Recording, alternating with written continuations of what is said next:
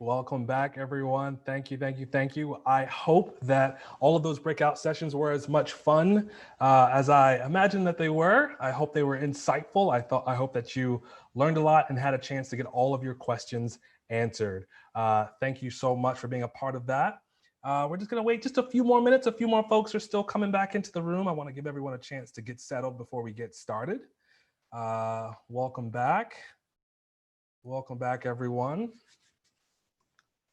Very good, very good, very good. All right. Welcome back, everyone. All right. So great. So now we're going to kick it back off again with a little bit of founder therapy, Unleashing the Power of Meditation, Part 2 with Gail Johnson. Gail? Well, good afternoon, everyone. You all have returned and you've had a busy morning. This morning, we spent a lot of time kind of setting up the why we meditate and how to go into meditation, which we don't have to do since all of you are pros. If you are new to this, just go along with us. We are going to take 10 minutes to meditate now. Knowing that it is as many minutes as you need. You can meditate for as long or as short of a period of meditation as your body needs, or if you have time to meditate. Many people feel that they don't have time to meditate, and I want to dispel that myth. So if you only have 10 minutes in your day to meditate, please take that time.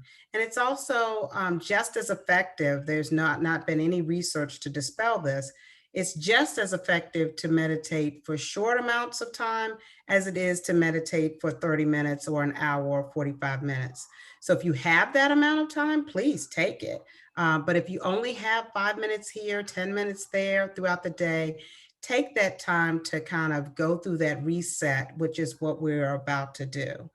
So if all minds and hearts are clear, we are going to now ask everyone to take the time to place yourself in a comfortable space. Again, it can be right here in front of this monitor. You can go to the floor in a seated position, or you can lie flat on the floor with your back pressed against the floor. But we want you to get into a comfortable place. And we want you to close your eyes. Take the time to close your eyes as you allow yourself to feel the rise and the fall of your chest as you just simply breathe. Close your eyes and breathe. As you continue to breathe slowly and deeply, breathing down at your belly button level, let your attention rest gently on your body and your breath. As the breath enters your body, let your face relax, let your shoulders relax, relax your belly, relax your legs, feeling your breath coming in and out of your body as you relax all parts of your body. I now want you to pay special attention to your heart center, bringing your mind to something or someone that you are grateful for. Something that you are grateful for. It could be nature. It could be the walk that you took today. It could be the sessions that you attended this morning. It could be the speakers that you heard this morning. But bringing your attention to that thing that you are grateful for. And with that picture in your mind, listening to my voice with that picture in my mind of that person or that thing that you are grateful for, I want you to breathe in deeply, starting with your feet all the way up to your head, swelling every cavity of your body, but especially around that heart space.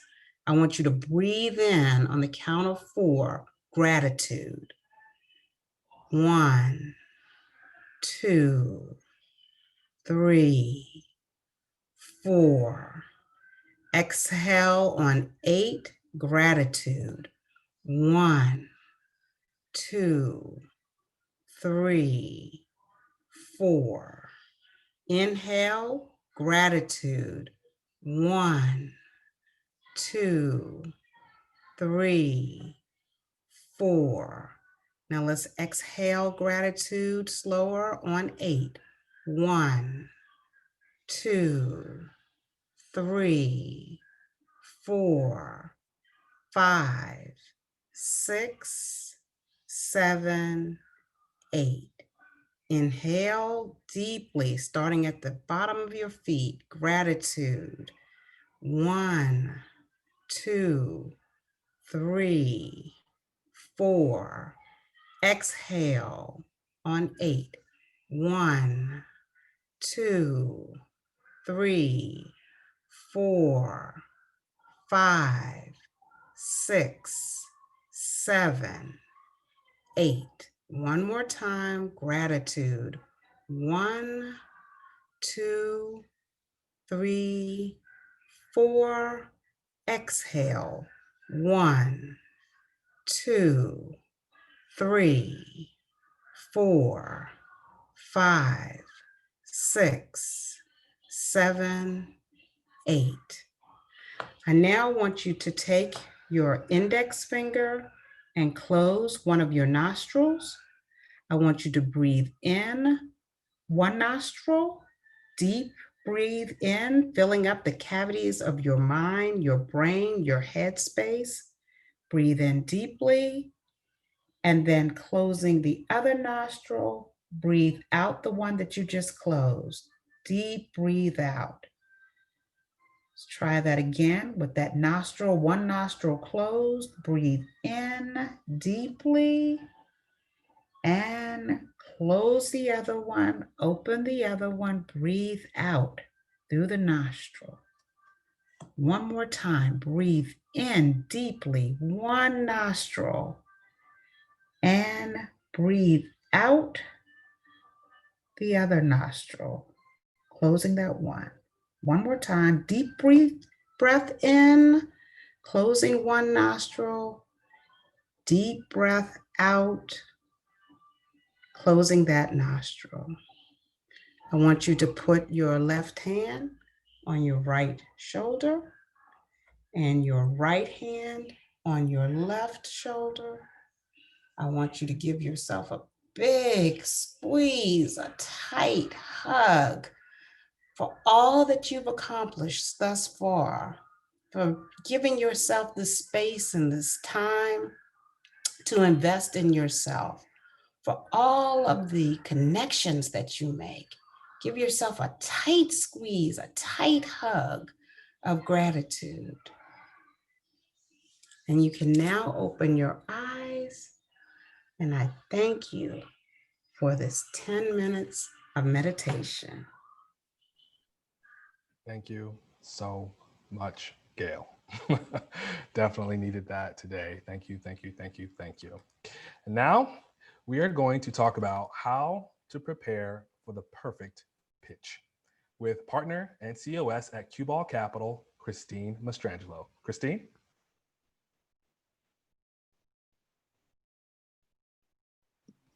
Hey everybody, I am just going to be sharing my screen and setting up here really quickly.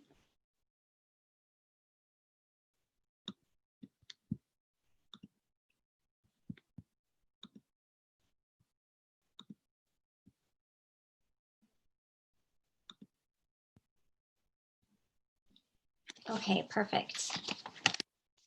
All right, hi everyone. My name is Christine Mastrangelo. I have to start my video. It's okay. There we go. I was missing one thing.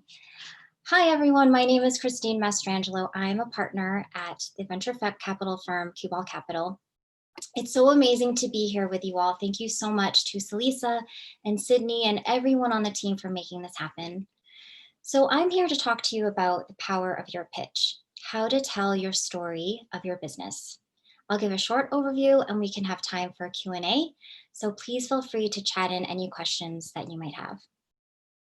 Some quick relevant background on me. I've been in VC for the past decade and have built my career around both inclusionary and women-focused businesses long before there was any talk about the dismal numbers of women and minorities receiving funding. This was a goal that was never mandated, but more of where we saw the need for innovation and the creative, diverse folks behind it all. Before I began my career in VC, I was an educator and freelance writer.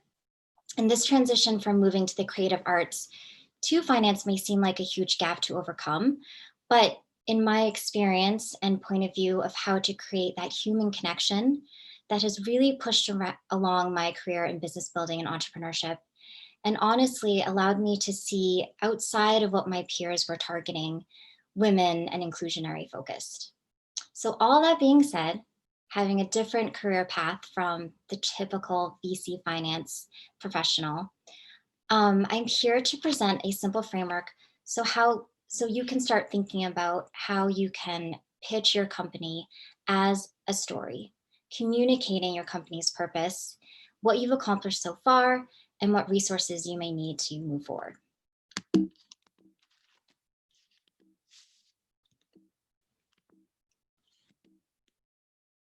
Just trying to move to the next slide here.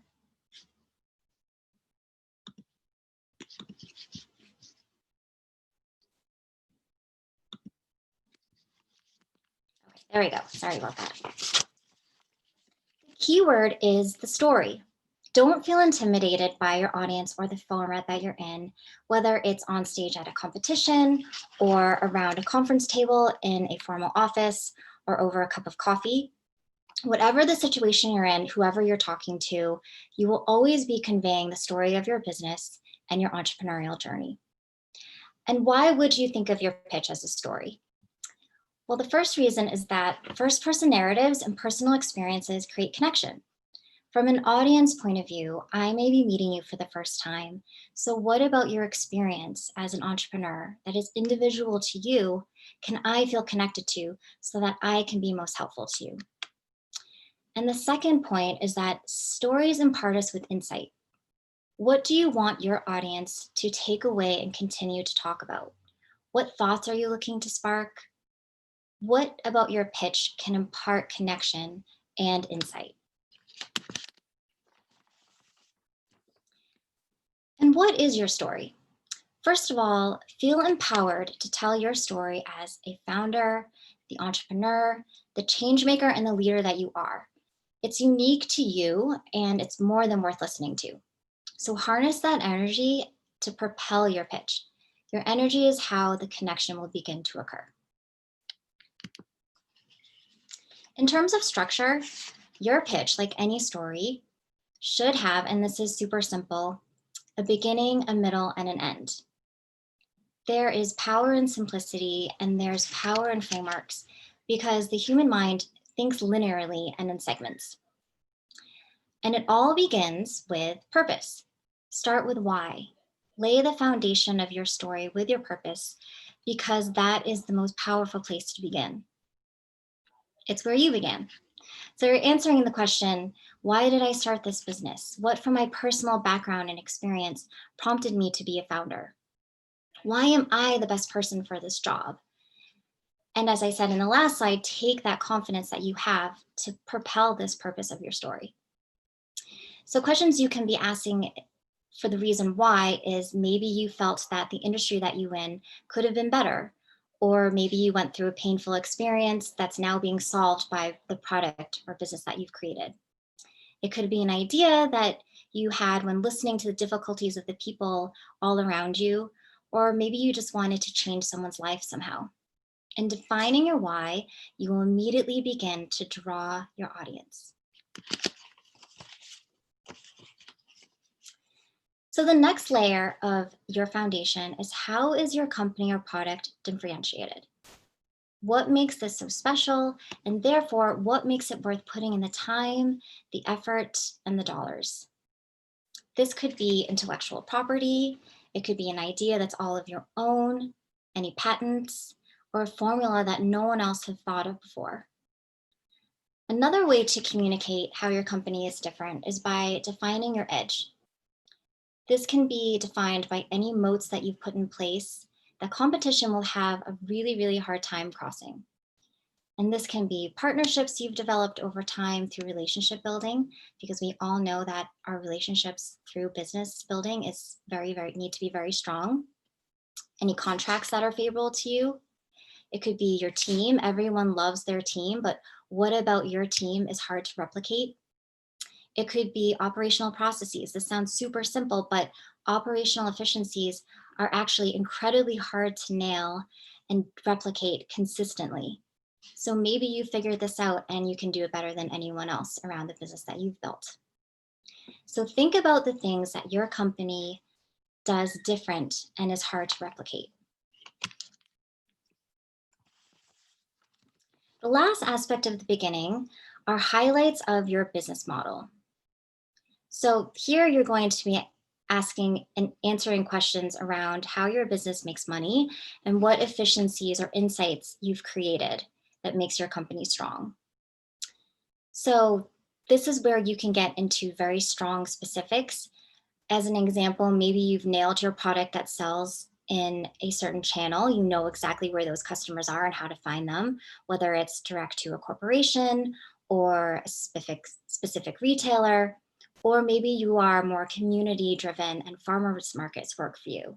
Here, you're just really sharing the insights that you've learned through all of the entrepreneurial work that you've done.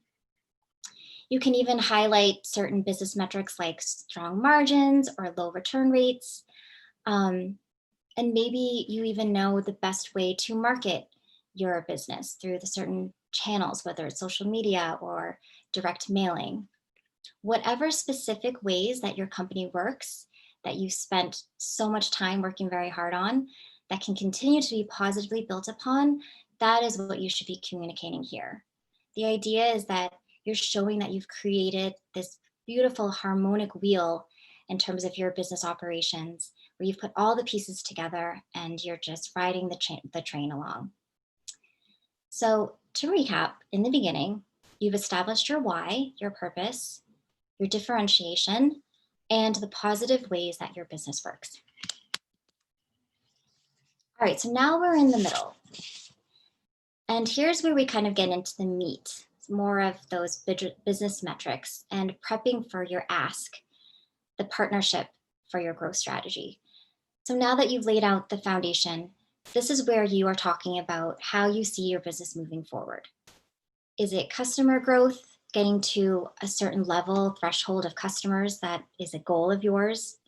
Is it building out the product more? Do you need to do more iterations on the product in order to meet your vision? Do you want to create more SKUs perhaps? Maybe it's the technology platform that you're looking to build. You want to create an app, or you want to create a forum where your customers can connect. Whatever it might be in terms of what growth looks like for you. And basically, you just want to communicate over where you need to water in order for the seeds to grow. So to complement that, what does growth mean from a funding financial need perspective? And here's where you can talk about simple numbers, what you need financially to achieve that level of growth that you're going to be focused on, whether it's the next year, 2 years, 5. It could be 10,000, 250K, $1 million. And how do you project that opportunity in terms of return on investment? If you think about sources of funding as making a bet, what are we betting on? As an example, you know that a certain level of marketing spend can equate to X times that investment in profit and revenue.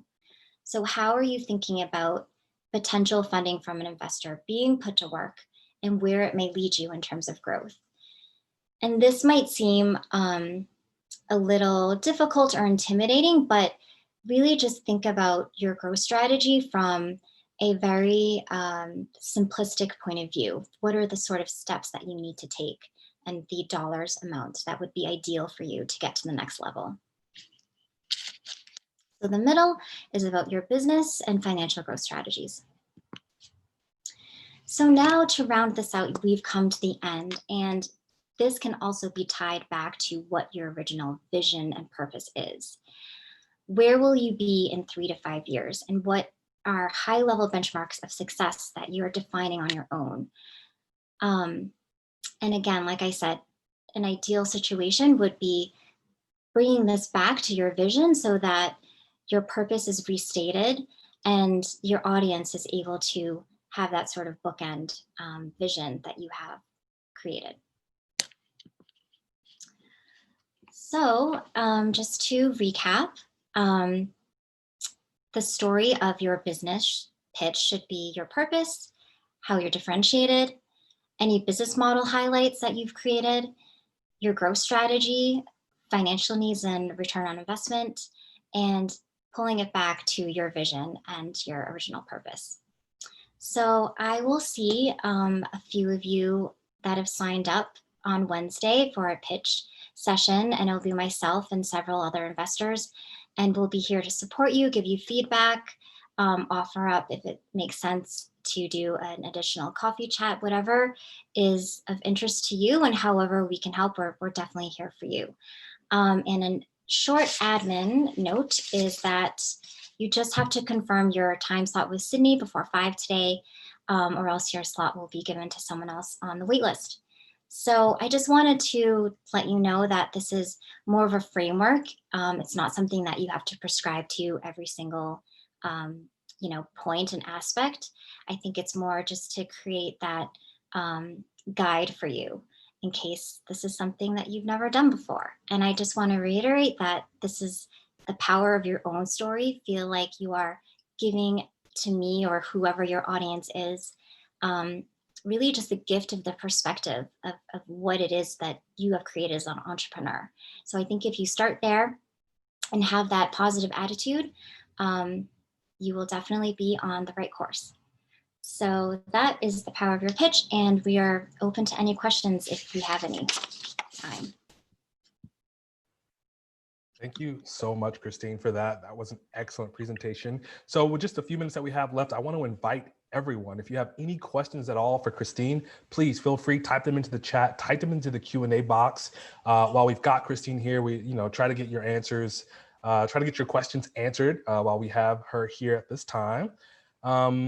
We'll just give everyone a few more minutes for that.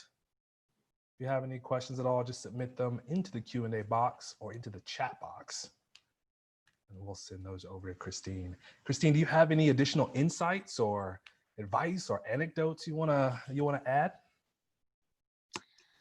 Yeah, I mean, I think that one general piece of advice that people give is understanding who your audience is. And again, this is kind of like a storytelling way to frame your business pitch.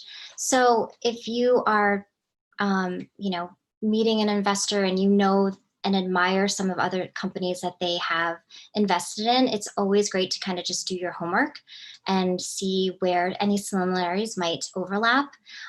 It's really kind of just about creating that human connection that I talked about in the beginning, where you kind of just want to cut through all the BS and just say, I know that we're potentially partnering together. How can we be most helpful to each other? And, therefore I've done a little bit of homework and I know what sort of makes you tick.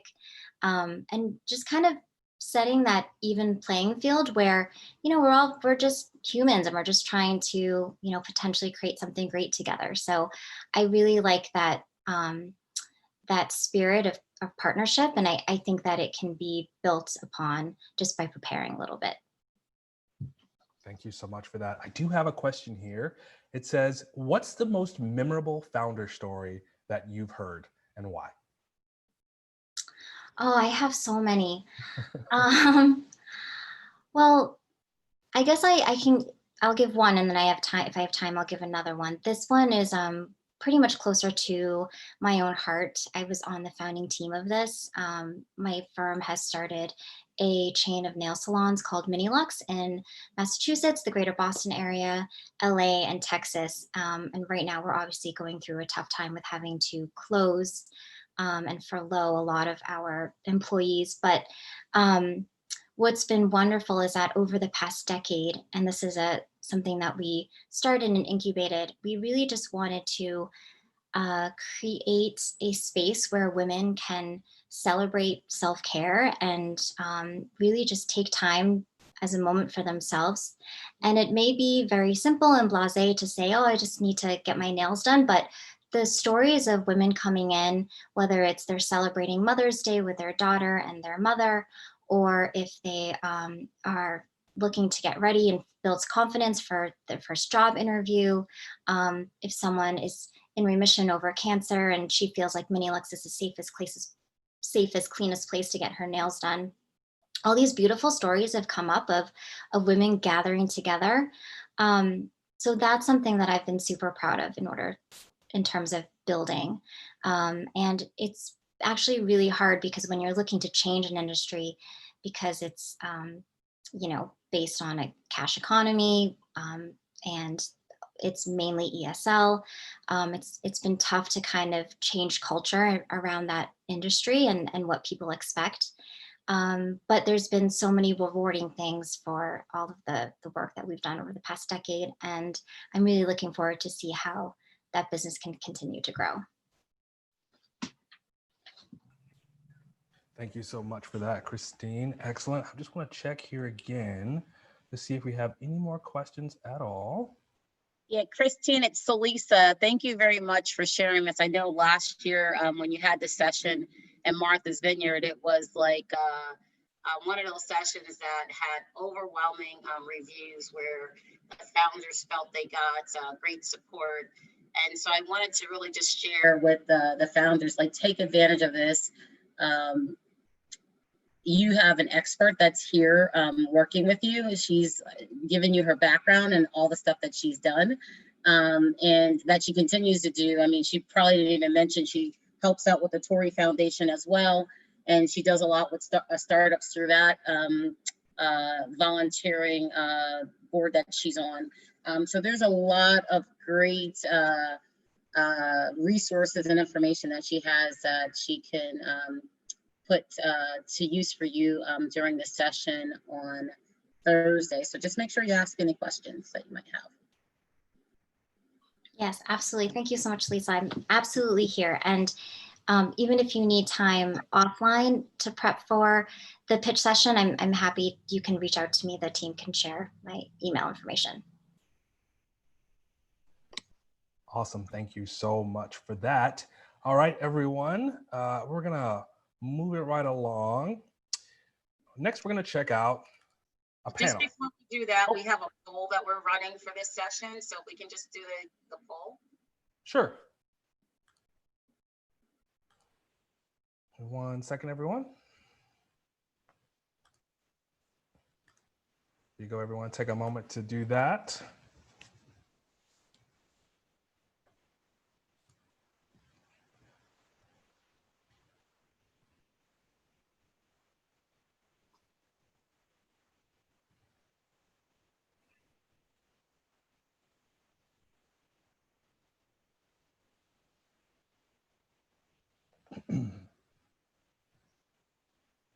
We'll leave it up for just a few more seconds.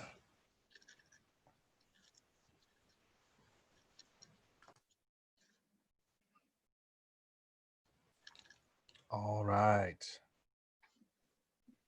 I'll give everyone about 5 more seconds here. Great job, great job. Thank you so much, everyone, for that.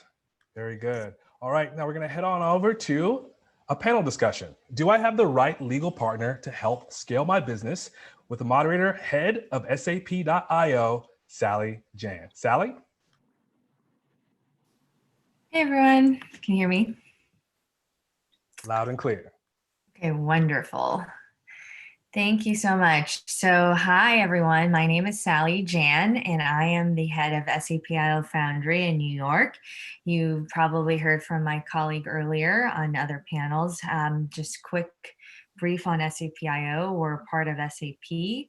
We're SAP's corporate innovation and venture capital arm. We have our venture capital fund as well as 9 foundries distributed throughout the world. We work with enterprise software companies across many different themes, and COI Energy, Lisa, who we're very familiar with. went through our New York program. So we're really happy to be involved here again in this conference. And without much further ado, I'd like to just go ahead and introduce the speakers on the line. So we've got Vicky, we've got Jiho, we've got Hillary, and I'm gonna just let them jump right in and introduce themselves. Thanks, Sally. I'm happy to start. Thanks, Hillary and Becky, for being on this panel with me. We're really excited to be here. My name's Jiho Lee. I'm a corporate partner at Amalgany, and I'm part of our Momentum team. We love playing on anything that has an OM sound in it. That focuses on partnering with emerging companies and investors, really focusing on helping emerging companies succeed across their entire life cycle. Awesome. I can go next. I'm Hillary Adams. I am a senior associate in the corporate group of Gunderson Detmer. I'm based here in New York. Gunderson is a venture capital and emerging company specialty firm. So we are focused solely on kind of the core advisory and legal needs of venture and growth technology and life sciences clients, and then the investors that are investing in such companies. And just very happy to be here. Thanks to my panel members and Sally, and also to Lisa and the organizers for asking us to be involved. Thanks, everyone. My name is Vicky Nguyen. I'm a senior associate at Cooley, also based out of New York. I work in our technology transactions group. A large portion of my clients are also emerging growth companies and kind of investors and other members of that tech ecosystem. Cooley does a lot of work with emerging companies and VCs, amongst other things. So also excited to be here. Great. Yeah. So legal is definitely so important in a startup's journey. And so I'll just kick off with the first question around what should a founder look for when determining the right counsel for the business, and at what stage should a startup start seeking legal counsel? And this question is for everyone.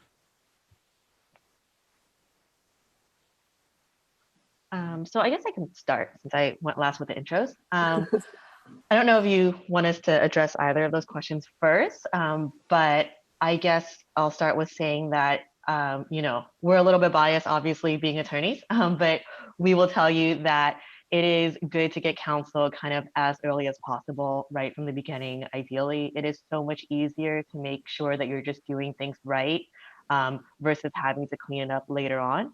I think sometimes companies, especially early stage companies, can get a little bit nervous about the costs associated and where to start with engaging counsel. But if you and another, I guess, a thing that points to what you might look for is if you're working with a type of firm that is used to working with emerging companies and startups, you can really shape kind of what your engagement with your legal team looks like. It doesn't have to be a super high touch, doing everything, running everything by lawyers relationship. Really, it could be about focusing on the things that you care about, making sure that you don't trip up over any really big pitfalls, and make sure you're just kind of oriented the right way. And then from there, we can really work on finding a plan that works for each individual client. Absolutely. Yeah, I can just jump in next. I echo everything that Vicky said, and it might sound counterintuitive, but a lot of times we find spending a little bit of money up front on experienced counsel can really save a lot of money and time and frustration kind of on the back end, especially when you start taking in institutional or investor money. There's a lot of diligence issues that Vicky mentioned that we could avoid, which are more costly to fix once implemented. So doing it right the first time can actually save a lot of money and time and heartache. And something I always recommend is in terms of finding the right legal counsel, is to make sure you're being connected with the whole team up front, because a lot of times, on our clients, we always staff someone from the tech transaction group like Vicky, and they really work hand in hand with the client on their, commercial agreements and IP related items, which is very important early on. And then there's, a corporate partner and a corporate associate, and you definitely want to make sure you're comfortable with the associate team and the paralegal team that are going to be kind of rounding out your representation, because a lot of times you could be interfacing, more with the associate than the partner on any given issue on any given day. Yeah, I mean, I think everything that Vicki and Hillary said totally makes sense, and it's really good advice. I guess usually when either a friend or a potential client comes through, or somebody in like our network comes through and it's like, hey, let's talk about, when should I bring on a lawyer? What should I look for? I always give them, I'm like, you should look at like 4 things, right? It should be like the first, to be honest with you, like the technical and like the substance should almost be a given, but you should still vet that, right? Because like founder issues are different than public company M&A issues, right? Like, but and so you should think about that, like the basics and the fundamentals, but also think about your industry, right? Or your growth plans. Like you're never, look, not every firm and not every engagement needs to be a one-stop shop to cover everything, but a lot of firms like Cooley, Gunderson, and Mulvaney can probably cover the whole life cycle, and you probably want that. For instance, and it ends up being more efficient for you. So, for instance, like today you're looking, you're talking about formation and corporate governance issues, but eventually you want to take foreign investment. You should probably work with a law firm that has like a CFIUS expert, right? So that, again, that entire life cycle sits with one firm, or that you have lawyers who can issue spot for you, even though that's not something that's on the table for you for like another year or two. And the second thing, it's efficiency. It goes exactly to Vicki's point. We are all self-interested, but if you partner with the right law firm or lawyer, there are ways to make the engagement really efficient. There's the scope of work, like Vicki said, but also the fees, right? Like that's like a really big outlay for you guys. Liquidity is obviously really important at the beginning. Well, always, but especially in the beginning. And, they should be able, a law firm or the right partner for you should be invested in growing with you. And that means, and really investing in the relationship too. And that means maybe they do a deferral on your fees, right? For a year until your first, over $500,000 finance, something like that. Those are all indicators that one, they get like the startup world and the emerging company world, but 2, that they want to invest in you. I guess the third thing I would say is, what else do they bring to the table? Like, in addition to the industry expertise, do they know people in the space, right? Do they know VCs in this space? Do they know the right suppliers, business marketers, all those types of things? Because it's not, I think all lawyers pride themselves. We're really excellent lawyers. Like, we pride ourselves on not just bringing technical expertise, but we realize that we're your first touch at somebody who has experience in this space, and not just, oh, well, technically the rule says. It's, let me help usher you through this entire process, right? And as what Hillary said, it brings, if you have a credible law firm on your side, that also brings like instant credibility when you get institutional money. And so the diligence process is going to happen no matter what. It's the right thing to do in that process. But instead of if you tell your investor, your VC firm, hey, I'm working with so-and-so versus so-and-so, and one has credibility, I'm pretty sure when they're going through your books, they take it becomes a much more pleasant process rather than like a real scoping exercise, right? And then the last one, which I think is probably, I think anybody participating in this conference, given the way that Salisha and team and have set this up with Gail, it's about personal vibe too, right? And that's what Hillary was getting at too. Like, your lawyers should be people that you feel comfortable being your most trusted advisor. Like, that is like the ultimate compliment any corporate lawyer goal like aims for is to be your client's most trusted advisor. And that means you're coming to them when you're really stressed, when everything's on the line for you. And clearly, if you're a founder or, you know, at the beginning stage of a company, like the personal engagement and the personal investment for you is so significant that you can find a lawyer that hits all four, including the personal side. If I can just add one thing to what Jiho's saying, because it really made me think of one thing that I also advise, you know, even my friends when they're looking for their legal counsel, which is kind of in that, like, what else does your lawyer bring to the table question. I think it's really important for, especially with emerging companies, looking for someone who you really feel like you see as a business partner, you know, so when you're meeting with them and you're talking to them, make sure, I think as Jiho was saying, like, it's not all just about the technical stuff, that they're not looking, that they understand kind of your needs in terms of growing, your risk tolerance and your risk profile, kind of what it takes to make it, to have you be a viable, successful, thriving business. And it's going to help you get there and understand more than just, you know, this is the letter of the law and this is what you need to do because, you know, a statute says this somewhere, but really kind of gets and cares about your success as a company. So I think that that's like something to really look out for. Agree, totally. Yeah. Yeah, I think I mean, those are all really, really good What? points. I think someone needs to go on mute. I don't know. I haven't ordered anything. Okay, right.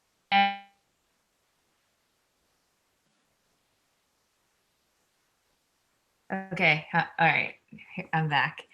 So yeah, I think those are all really good points. You know, when you're seeking an investor, when you're seeking a partner, when you're seeking a lawyer, you got to do your own diligence too. You don't want to pick out a lawyer who's, if you're enterprise software, you want to pick out a lawyer that only does hardware products, right? You got to also look at their roster of clients, the resources that they bring and the knowledge they bring to the table. I know like all of you are coming from big law firms, and there's actually plenty of free resources right on your website. So startups, you guys can just get those templates for free and then maybe do this consultation on the side too, to just make sure you're going down the right path. And that's a good segue to my next question. I'm jumping a little bit out of order, but what are some of the common legal mistakes you've seen early stage startups make when they get to you?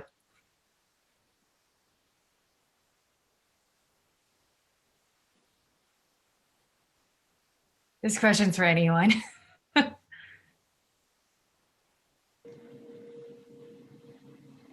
Well, I'm happy to take it. I mean, I think that falls into two categories. The first one is tax. I mean, tax is going to be the bane of everybody's existence. It always comes down to tax. I wouldn't say it's a common legal mistake, but it's something that people are not aware of. And so there's like a formation, like, you know, what choice of entity you pick, okay, and that hits your tax. But one of the things that's really important, and this is one where I'm like, I really wish they had hired lawyers in the beginning.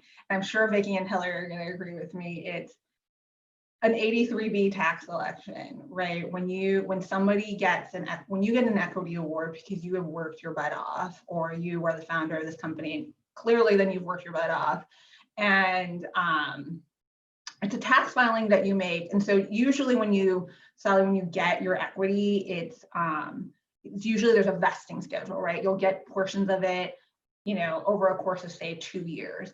But the value of a share in a company, especially a startup on, you know, August 10th, 2020, is going to be much different than what it's going to be worth in 2022, right? In 2022, it's probably going to be exponentially higher, which is great, right? But wouldn't it be better to pay for the taxes on something when it was valued today at today's market value versus when it's worth exponentially higher in 2022?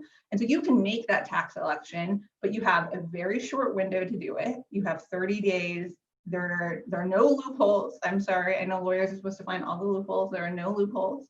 And, we've seen a story, right, where if a founder made that tax election, which is it's a letter, right? It's a really easy letter, and of course your law firm or paralegal could do it for you. That if they had filed it when the first opportunity to, they were like really excited. They got to their exit event, and the tax difference was about $1 million. So that in and of itself is a reason to be like, if I just hire a lawyer, hire a lawyer and just say 83B, and then just like let it go from there. And I think the second one, I think, is IP, right? Really, nobody, I think I guess 3 takeaways there is think of your IP broadly, right? Don't talk to anybody about your product until without thinking, is there IP connected to this? Like, that's the first question you should always, a product demo, those things, you're revealing your IP. There should be an NDA, right? So that's point 1. Point 2 is that, to your point, Sally, I think everybody here would recommend that you should, whether it's an employee, a contractor, a consultant, everybody should be signing not just an NDA, but an assignment of IP, right? And there are forms for that. The beauty of forms is that it's really efficient, like you mentioned, Kelly. But 2, that means that when you get to the, venture capital financing round, the VCs are going to be comfortable because they're like, okay, I have confidence that the IP you've thought through and done the right thing to protect your IP, which for most emerging companies now, that's probably one of their most important asset. And I think the third thing, because there's so many different types of IP, but the third thing on IP is to remember that it's not just about protecting your own IP when you're thinking about like IP law and like how the legal traps. It's, are you not messing with somebody else's IP? Because that could equally get you into trouble, right? I.e., you use some piece of software from your former employer, right? And so make sure that you were leaving that all behind. And so I guess the real principle there, the third principle to really kind of take to heart is, don't just think about, I need to protect mine. It's like, am I doing right by others? I mean, that's just a good life principle, but with IP, that's like a really good principle to remember, because again, you don't want to inadvertently have somebody else's IP embedded in your IP that you added so much value to, but if you started with somebody else's. And there are a lot of examples of not fun stories there too. I will let Hillary and Vicky probably tell those stories. I'm sure they have them too. Yeah. Oh, sorry. Oh, go ahead, Vicky. Yeah. I was going to say, since you were talking about IP, that I'm really glad you did, because those are, that's like obviously near and dear to my heart, but also things that I see come up a lot when companies come to us, specifically the point of companies not having their employees, consultants, developers sign documents to properly assign ownership of IP in the beginning. And it's one of those things that it's so easy to do early on, when you're just like, this is my law firm's template, please sign it. This is the language that we have in place. Everyone signs it. It is such an easier conversation to have, and it's so important, versus if you don't get it done. And then, I'm sure all the corporate attorneys will tell you stories about angry departing founders or difficult service providers later on, when you realize that during diligence that someone developed your platform, didn't sign the proper ownership assignment, and now you have to come to them, ask them to assign in connection with the deal, where now you're going to be getting a bunch of money for it. And that is such a trickier situation, and it's so much harder to fix, just kind of from like a relationship standpoint. Your leverage is different on the back end. So just like doing that kind of early on, and it's such an easy thing to miss. And the other thing is, a lot of times, kind of to our earlier point, when companies don't come to us early enough to discuss some of these things, another thing that gets kind of sticky is not really being able to manage developing or working on a company while you might have been employed somewhere else, and that gets really, really tricky. It's not necessarily, a deal breaker, but there are definitely ways to manage the risk and to make sure you're conducting yourself in a way that minimizes concern and IP issues for your new company going forward. And so a lot of times, we understand the reality of the business situation. You have to work, people have to have income. So it doesn't necessarily always line up for it to be a clean break from one company to the next. But it is so much tougher to find that out when you've already kind of developed the bulk of a company and you want to get started, and then you come to your attorneys with that situation, because then things can be kind of entangled. So I'm just making sure like that you are getting advice on that early on if that's the situation. Just one other thing Yeah. on, like, to Vicky's point, like a practical tip there, if you are working both, like you're working on your company plus you're an employee somewhere, check your employee handbook at your current employer, because most large corporations probably are trying to get their hands on the IP you're developing outside. So anyways, go ahead, Yeah. Hillary. Sorry about that. I just wanted Oh, to no, notice that. good point. Right. Yeah, I mean, in case anyone hasn't gotten the message, in terms of Vicky's point about kind of assignment issues later down the road, I've in multiple kind of exit scenarios, the merger agreement or the acquisition agreement will have closing conditions around certain kind of missing assignments, and that you're putting a whole exit kind of in jeopardy to get those assignments down the road where the founders have left, or key employees have left. A lot of times you're required in order to get them signed to offer them kind of additional consideration, additional incentives to sign at that point, which just adds a level of stress and complication and uncertainty that you don't need in those transactions. So it's really important to just have that form as part of like your onboarding package. It's super easy. No one would kind of blink, as Vicky mentioned, but it often gets overlooked. And kind of related to one of Jiho's first initial points, the kind of one of the other mistakes we see often is kind of a delay in formation, and so like a delay in granting initial founder equity.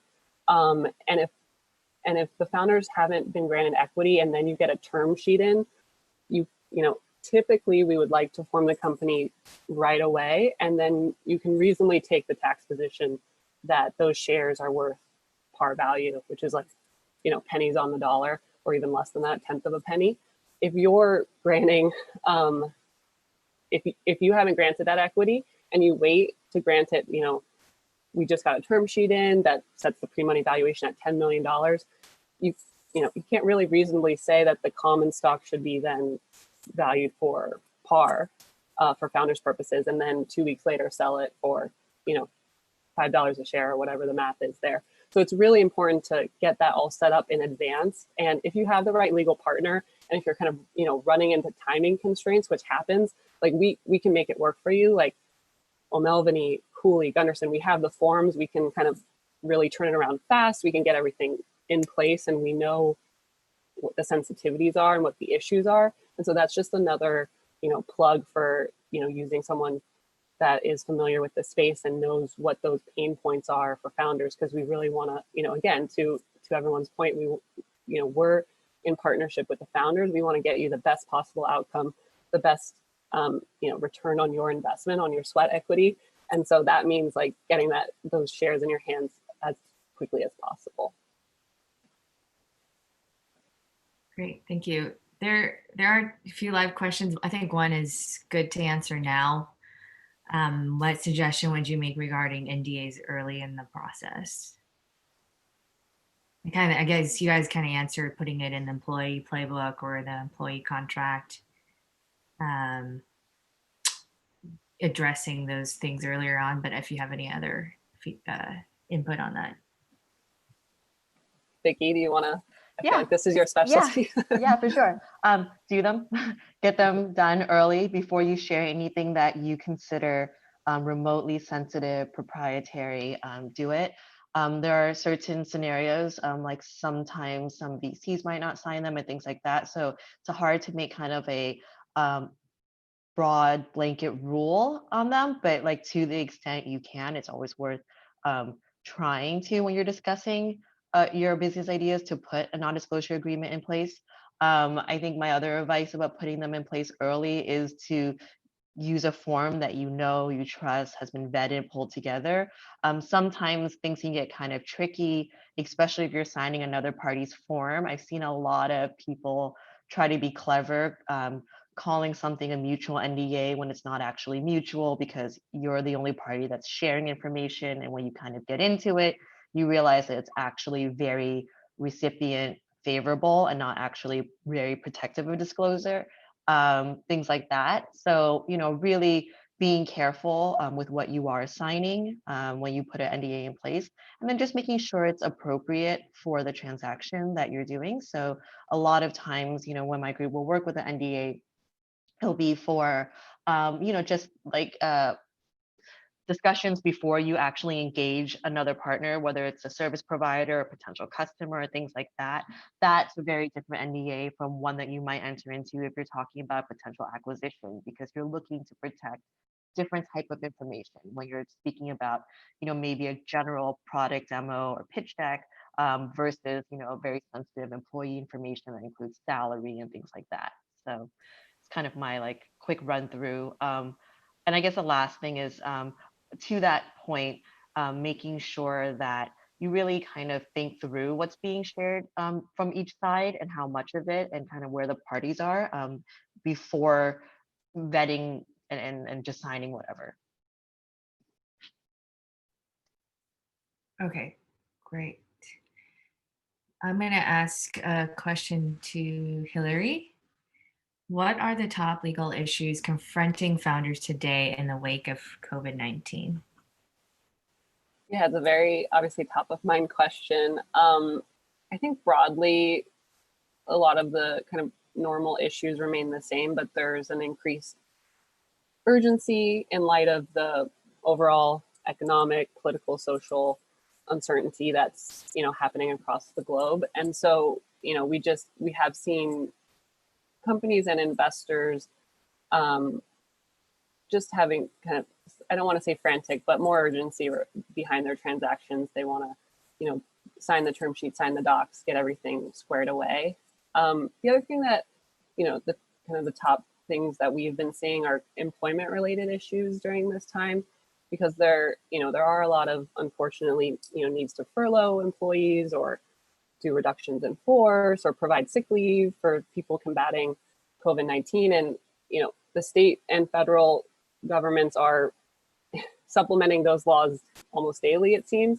And so there's a lot of uncertainty, and those laws are very complex to begin with. And so if you're dealing with any of those issues, I highly recommend getting someone, getting an employment and labor lawyer, plugged in and helping you with those things. All of our firms and most firms have a labor and employment group, and someone who's kind of keyed in on the venture market would be extremely helpful in these situations, and just will help you stay abreast of the changing landscape here. And then I guess the third thing we've been seeing are a slight uptick in kind of investor favorable terms, kind of sometimes some lower valuations and kind of increased investor controls when term sheets are being sent across. Highly valued and regarded companies are still getting premiums during this time, which is fantastic news. But on the margins, I think the investors are feeling, certain investors are feeling comfort in kind of pushing for more investor favorable terms than they were maybe a year ago. So again, it's really important to have someone who is familiar with what market terms are and can advise you on what is acceptable in terms of investor controls, depending on what stage you are and what the other kind of contributing factors are to your particular situation.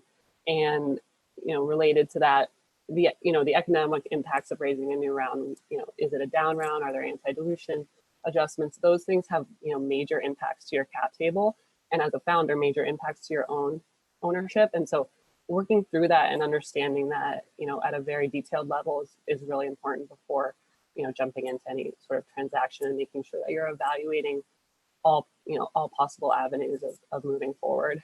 And I think the last thing is again, with the uncertainty, companies are, remaining private for longer. And so making sure that you have a comfortable runway and that you're being, conservative, even more so than you might have been, just in trying to kind of counterbalance the, uncertainty of the markets and whether there might be, an investor slowdown. Again, there's kind of one in the second quarter. The summer has been busy, which has been great, but you just don't know. And so trying to really extend that runway as much as possible is something that we've been advising. Yeah, okay, that's good. Those are all really helpful tips, which is also a good segue to Jiho and the question around, as a corporate transactional lawyer, how can financial restructuring help founders scale their business? And so, I mean, it's such a good point that Hillary made, that these companies are maybe going through down rounds or going through restructures and maybe going through, the initial formation, not structuring the company in the right way, and now having to deal issues at, a priced round or at exit. So if you can comment on it. That's a good question, Sally. And I feel like it's like, as a general premise, thinking about restructuring, or this whole process, right, can be somewhat intimidating, where you just feel like there needs to be like a certain cadence to things. But like we like to, I guess, two bigger picture concepts, and then we can go into a little more details, but like, is like, one, financing is a tool, right? It's one lever that you have a lot of levers, right? Going back to Vicky's point about like, don't just sign some, NDA, and, you have leverage, you bring something to the table, right? The investors need you to grow their own business, right? Without founders, there's nothing to invest in, right? So just keeping that in mind. And so financing is a tool. There's so many components to it, like Hillary said, right? It's the pricing, it's the corporate governance, it's how it impacts you should always make sure that, looking at it and how it impacts your cap table. There's so many different pieces to it that ties into the second, like, overarching point that we want people to understand, especially during these really stressful times, that you're never stuck, right? Like, you should always be open to like rethinking how you've like formed this puzzle. So just never feel like, well, I signed that and it's over. Because it's usually not. and there's some details on that. And I guess three things is one, like the thing about a restructuring is, one component of it is looking at it at like how it hits your cap table, how it hits your financial state or your financial model too, right? So if it's about getting out of, one way that people try to do this is if they try to get out of a note and they'd rather have convertible equity, right? So that, they can get out of having to make the interest payments, right? And instead just truly let the investors ride with the benefit of the equity. And that if you think about that, if you go back to your old holders or your holders that hold your notes, and you're like, hey, this is what's been happening. Would you be willing to take convertible preferred instead? That's a conversation that you can have, right? The pricing gets complicated, but it's if it's important for you to save on the interest, for instance, like that fixed expense, when the liquidity matters more, that's a lever. You're not accepting any new money, but it's a way to help. It's a different way of generating free like cash flow, right? I guess the second thing to think about when you look at like restructurings is that part of it is, it's going back to first principles. It's new partners, right? Where it's not just like the financial terms might not be working out or that you need more financing. It's maybe this is now where you want to partner with a fund or investors who focus on something who offer something else to the table, whether it's a different personal relationship. Maybe that prior investor didn't really work out, or maybe it's, or they, it's fine, but you want something more, or, you need, you're more concerned now about different, or like you need, before you were focused purely on somebody who was focused on early stage companies, and now you want to partner with somebody who's focused on your specific industry, right? And that's what that also offers, right? Going back to the table and rethinking the puzzle, never feeling stuck.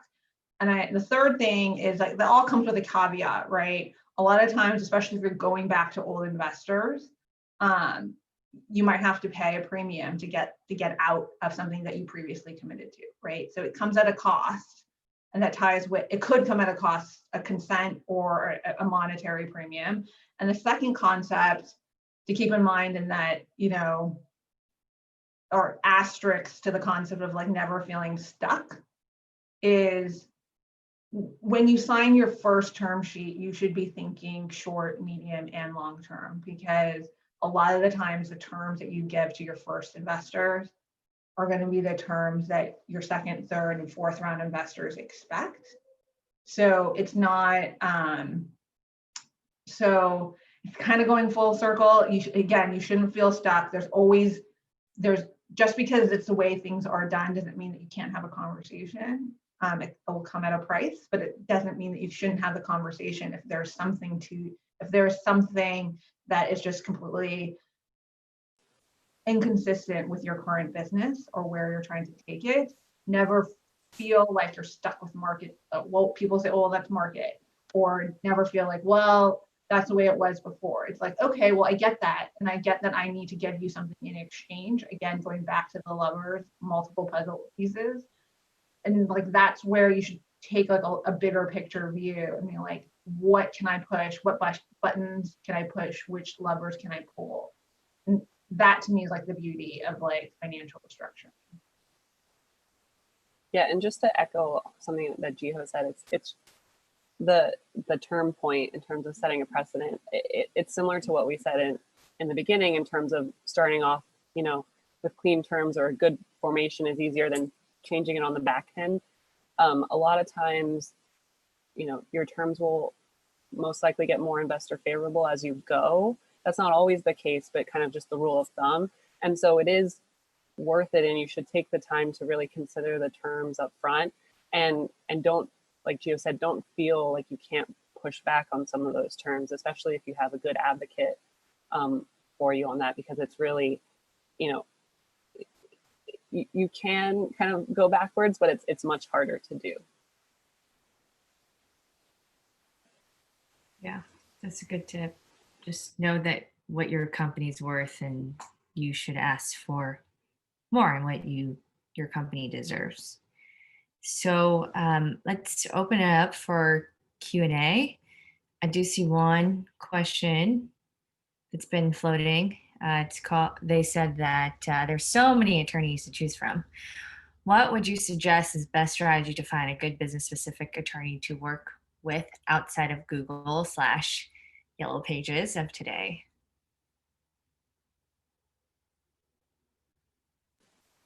Sally, I feel like Hillary, you're gonna have a real answer, because all I was gonna say is we'll give Sally a hard time, saying it's a little bit of a trick question, because none of us want to be here, like, we want to be here helping you guys, not like advocating for ourselves. But so, and that was all I wanted to say, is give Sally a hard time. I have an answer for that too. I mean, it's often word of mouth. Everyone here, you're an entrepreneur, you're hopefully building really good connections with your community now, and you just ask, you're a company that's in your space, or it's someone that you're close to.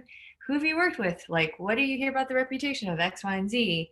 Or I'm working with Cooley, O'Melveny, Gunderson. What do you think, right? It's very much, it's like anything else. It's an experiential thing, and even like within each of your practices, each of the groups or partners or associates can be very different. So it is definitely a little bit of asking around.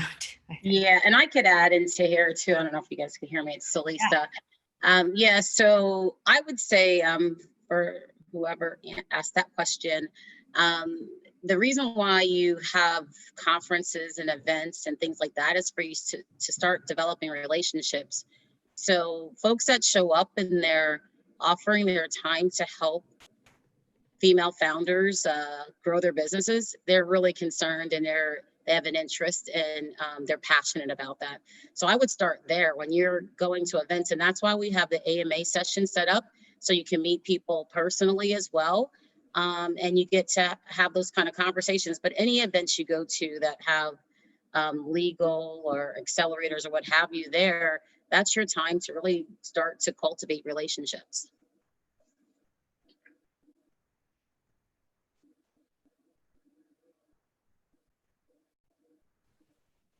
Excellent. Well, thank you so much, everyone. We've got just a couple more minutes, so I do want to give everyone a chance. If you have any more questions at all of our speakers, please feel free. Go ahead and submit that into the chat box or into the Q&A box, and we'll give them a second for that. While we're doing that, there is a poll on screen. Feel free to take that poll. Thank you so much. And just a little information, we're going to take a quick break after this, and then we're going to head off to our sessions again, where everyone will have a chance to ask questions of some of our presenters on the panel today, to really do a bit more of a deep dive. So again, I just want to remind everyone to access those sessions. Just click on over to your digital agenda, find the session that you'd like to attend. You're going to click the name of the session or click select, and you'll be loaded directly into that session after our break today. Thank you again so much to all of our panelists. That was a really, really great talk back. Thank you, Vicki. Thank you, Sally. Thank you, Jiho. Thank you, Hillary. That was excellent, excellent, excellent. And I know that once we get over to the Ask Me Anything sessions, all of you are just going to be a wealth of knowledge for all of our attendees here today. All right, everyone, we're coming up on 3:50. So we're going to take a quick 10-minute break, then just head on over to your digital agenda, click on the session that you would like to join. And some of our panelists here will be in the room waiting for you and your questions. Thank you so much, everyone. We'll see you in about 10 more minutes.